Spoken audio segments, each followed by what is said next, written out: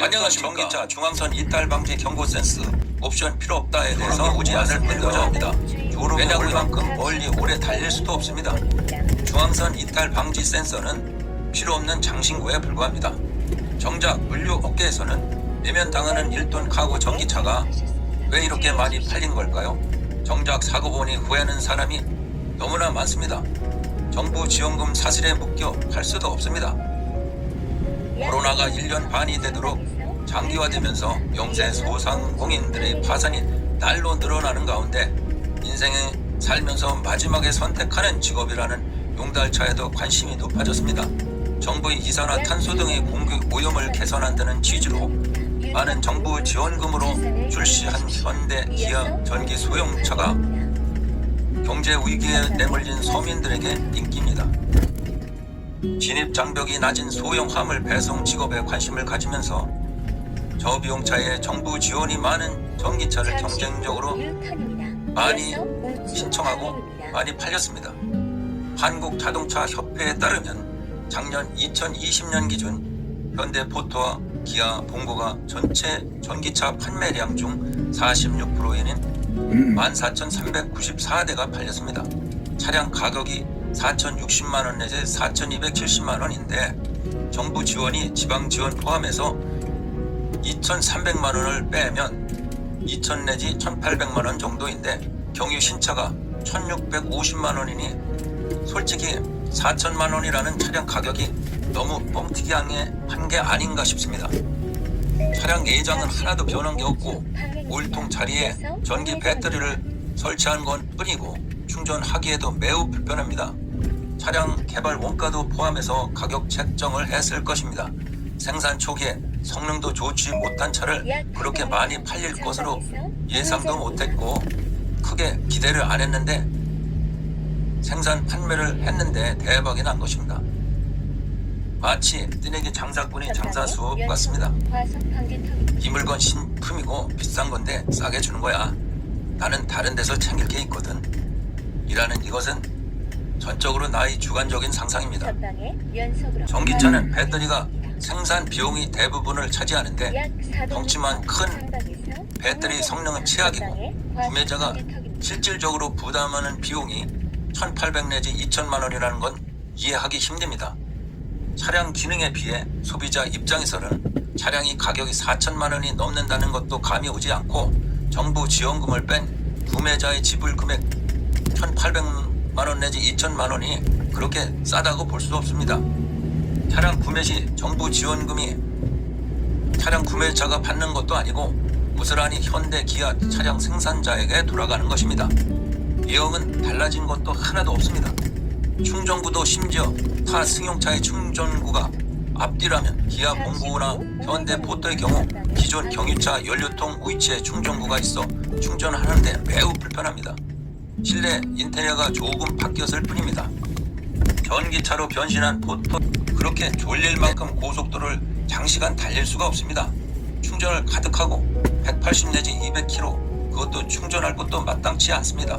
차의 생명은 동력 아닙니까? 차가 달리다 멈출까봐 걱정과 스트레스를 받아서야 차라고 볼 수 없습니다. 충전 인지를 보느라 불안해서 차가 기존의 1톤 카고 경유 차량으로 생업에 종사하는 화물 종사자나 물류 업계에서는 외면 당하는 차가 되었습니다. 정부의 원래의 취지대로 대기 오염 저감 효과를 위한 것이라면 우선 그와 같은 차량을 제일 많이 사용하고 주행량이 가장 많은 운수업계 종사자들에게 경유 연료의 차에 대한 대체 효과가 있어야 하는데 기존 유류차를 대체할 수가 없습니다. 급속 충전이라는 고속 시내에서는 아예 급속 충전이 되는 것도 없고 완속 충전은 지상에는 아예 찾아보기 힘들고 충전 시간이 7 내지 8시간이 넘고 그것도 어디에 있는지 충전할 수 있는지 일일이 스마트폰으로 검색해야 되고 불편이 너무 많고 아파트 주차장 내에서는 27시간이다. 이게 말이 됩니까? 순번을 고대하고 구매한 차가 대정세 발생을 하려니이다. 물론 개인적으로 조건이 맞아 충분히 만족하시는 분도 많을 것입니다. 그러나 영업용 용도로서는 사용하기가 힘든 차입니다. 영업용으로 샀다가 사용할 수도 없고 정부 지원금 때문에 대표할 수도 없는 난처한 입장에 빠질 수 있습니다. 실제 그런 분들이 많습니다. 만약 영업용으로 차량을 구매하신다면 오늘이 거의 충전할 수 있는 곳이 있는지를 우선 신중하게 고려해야 될 것 같습니다. 아파트에 설치한 콘센트로는 27시간이 걸린다는 건 이건 뭐 농촌이나 어촌에서 슬로우 라이프를 지향하는 전원 생활자를 위한 작업차 같습니다. 그리고 아무리 실내 인테리어가 잘 되어 있으면 뭐합니까? 배송에는 그저 힘 좋고 오래는 가는 것이 최고 아닙니까? 아무리 속옷을 좋은 것을 입으면 뭐합니까? 힘 좋게 달려야 하는데 1분도 버티지 못한다면 애에게 애면 당할 수밖에 없습니다. 차량에서 제일 기본이 되는 동력이 제대로 원활하지 않은데 어떻게 배송을 편안하게 할 수 있겠습니까? 신속하게 배송해야 되는 화물을 연료를 충전 못해 운행할 수가 없고 오래 달릴 수도 없는 차를 화물 업계에서는 사용할 수가 없는 차입니다. 단지 가까운 관내만 간신히 운행할 수 있을 뿐입니다.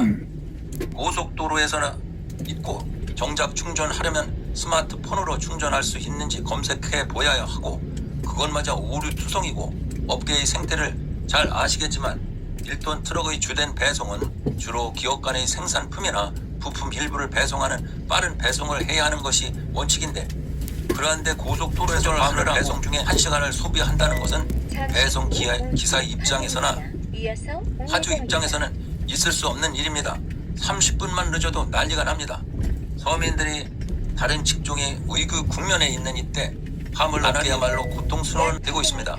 그러한데 정부는 기존 소형 트럭의 종사자들이 불맨 소리와 고통을 외면한 채 소형 화물 운송 면허를 남발하여 기존 화물 배송 종사자들의 생계가 위협받고 있습니다. 시내에서도 지상에서 편하게 계속 충전할 수 있는 인프라 확충과 배터리 개선이 절실히 필요합니다. 전기 승용차의 배터리와 비교해도 너무 미약한 배터리라고밖에 볼 수 없습니다. 현재 국내 승용차 시장에는 현대의 아이오닉 5에 이어 새로 7월에 출시될 기아 전기차 EV6 아이오닉은 한 번 충전에 500km 이상 주행이 가능하고 4분 충전으로 100km를 달릴 수 있을 것으로 예상을 주축으로 승용차 시장은 전기차 모델이 계속 출시될 예정입니다. 화물 하나를 운행하는 좌절에 빠뜨린 차가 되지 않으려면 화물차도 좀 더 개선이 필요합니다. 어려운 서민들을 2번 올리는 차가 되지 않게 다시 순간에 개선을 추하면 이미 때는 늦은 겁니다. 사실 저도 자동차 판매 대리점에 신청을 했으나 예약금 10만 원은 아깝지만 포기해야겠습니다. 차를 구매하기 전 신중한 판단을 하기를 바랍니다. 오늘은 여기까지 하겠습니다. 안녕히 계십시오.